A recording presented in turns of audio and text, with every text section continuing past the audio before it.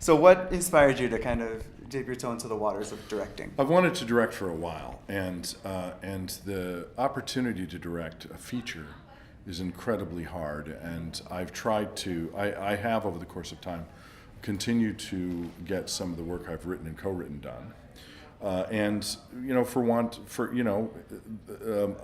Feature projects are kind of like little babies. They get up and walk for a little while, and then they sit down and get up and walk and sit down.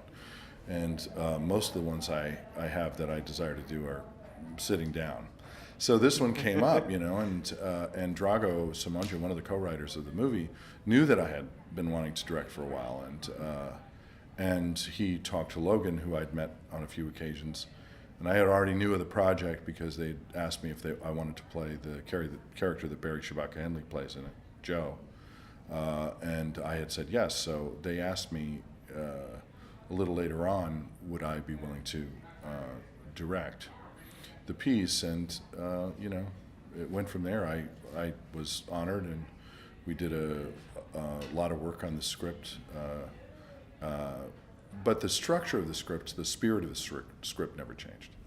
It was just about bringing an understanding of how the flow would go, how the audience is going to match take with this your journey. visual style. Yeah, and how the audience is going to take the journey, and how they're going to see that things are happening, how they're going to feel them, and where you go from one place to another in a movie that doesn't really want to tell you how to feel. No, yeah. That's what I loved about it. The whole experience is so personal. It's something that probably every individual feels differently about. I hope so. I mean, I really do hope that that's the journey that they go on. And I know that it was the journey that they wanted for Lucky. And that they were inspired to write because of Harry Dean and how he feels about the world. Because this thing is a love letter to Harry Dean Stanton as an actor. It's also a love letter to how he feels about the world and how that's affected both of the writers and knowing him for the past 15 years or so. So having experience both on screen and behind the screen, Yeah. which do you prefer? The next offer. No, I'm kidding. The next best answer. I love to act. I love to act, and I don't ever want to stop acting. It's fun. It's always challenging. I learn a lot, and I feel really good at doing it. And directing, I don't want to stop that either.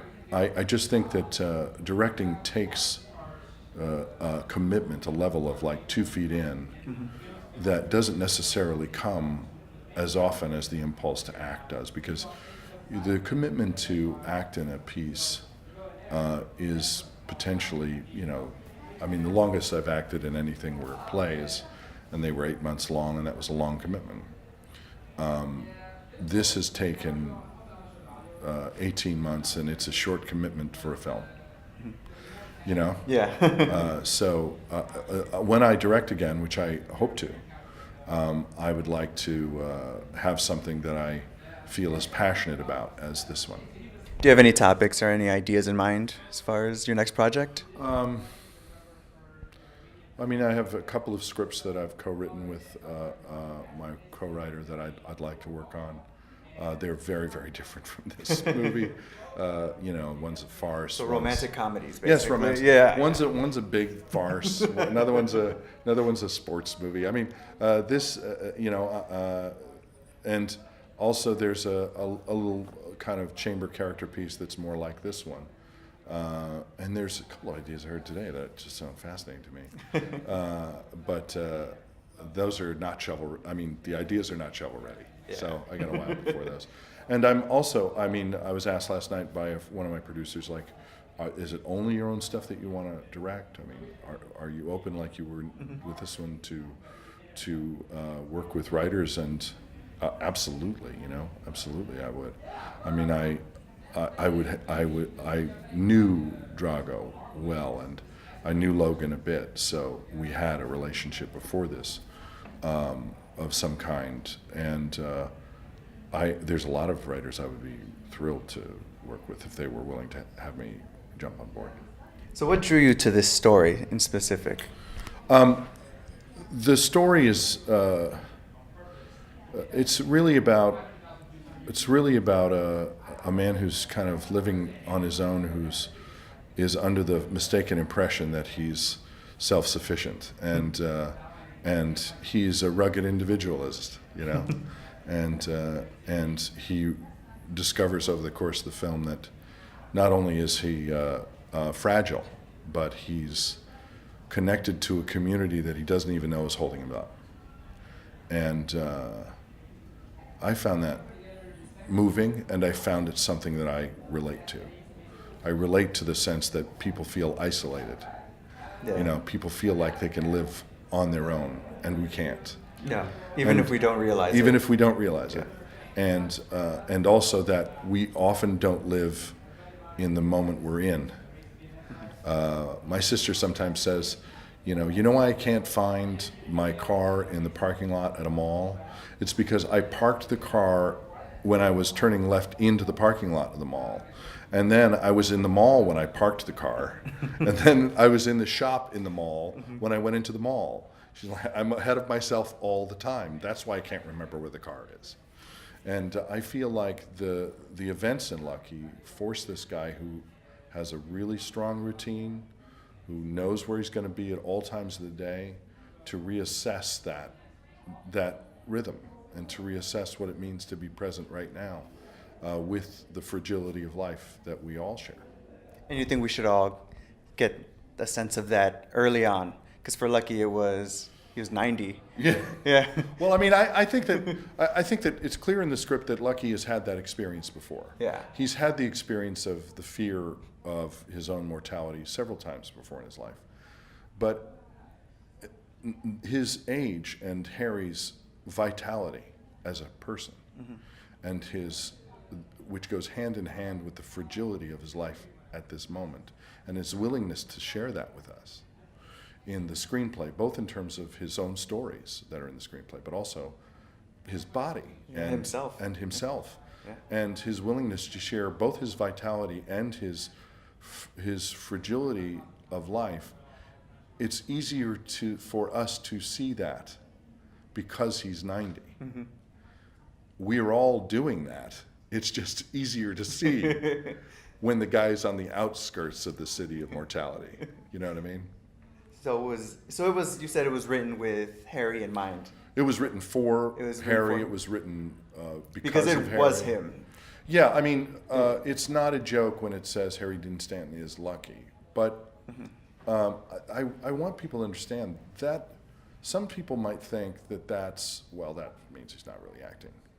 And that is 100% not the case. No, I agree. And what it is there are some parts that require transformation, and there are some parts that require being revealing and vulnerable. And his willingness to be revealing and vulnerable to such a personal degree, and to take the risk of even sharing it with me as a first-time director, let alone sharing it with the audience, sharing a very, very personal things with the audience in a really vulnerable setting. That takes a lot of guts, and it takes a lot of craft. And he was awesome. It was very intimate. He Yeah. revealed a side of him we've never seen before in anything. Yeah. It was him, but it was more than just him. It was more than just him. And Lucky's journey, the one that he's on, is based on the structure of Harry's life, based on the structure of his own feeling of enlightenment, which he'll tell you all about someday when you get a chance to meet him. He asked me one time, we were talking about enlightenment and this moment at the end that Lucky experiences a sense of peace, I guess. And he goes, "Well, you're enlightened, right?" And I was like,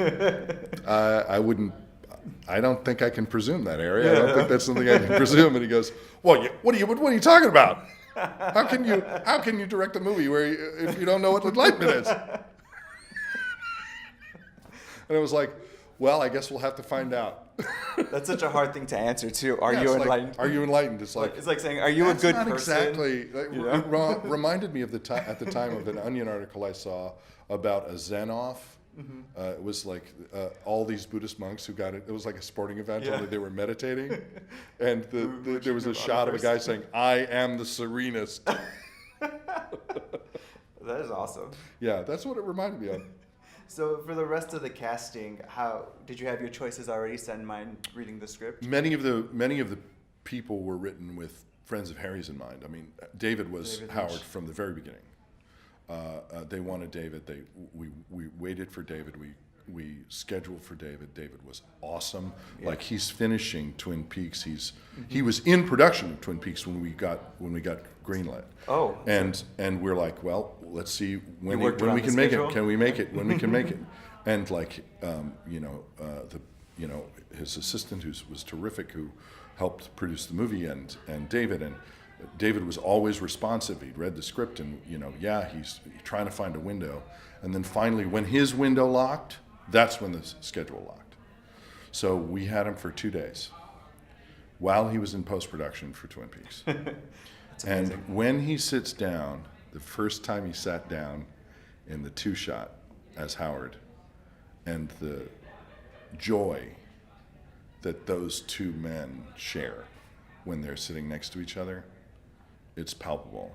Yeah, you can't And pretend. You can't act it's any of that. that You can't fake it. That love is real, and yes, you can fake it, because I'm an actor, so I'm going to tell you. You Yeah, can. yeah, okay, But it was pure. It was pure. Yeah, and that's, again, in fictitious circumstances. Terrific stuff. So right now, kind of in this age where we can't disconnect, do you think that's a problem with achieving like that sort of level of enlightenment? Like, do you think that's why it took Lucky so long? As I said, I can't presume what Yeah. stops people from enlightenment. I can't presume anybody's enlightenment. Or living in the moment. I am not living in the Harry world. Maybe when I'm 90, I can go to some, what do you mean? What do you mean? Of course you're enlightened. We'll wait for that movie. Yes, we'll wait for that movie. But I can say that for myself, when I spend too much time on Twitter, I don't find serenity. I can tell you that much. I agree. And when I'm too busy playing Madden NFL on my iPad, I do not have serenity. I get the opposite of serenity when I do that. I get angry. That's right. It engenders Yeah. my rage, which apparently I seem to want. Me too. I mean, you Yeah. need an outlet, right? Yeah, that's right. That's it. All right. Thank you so much for talking to me today. Thank you.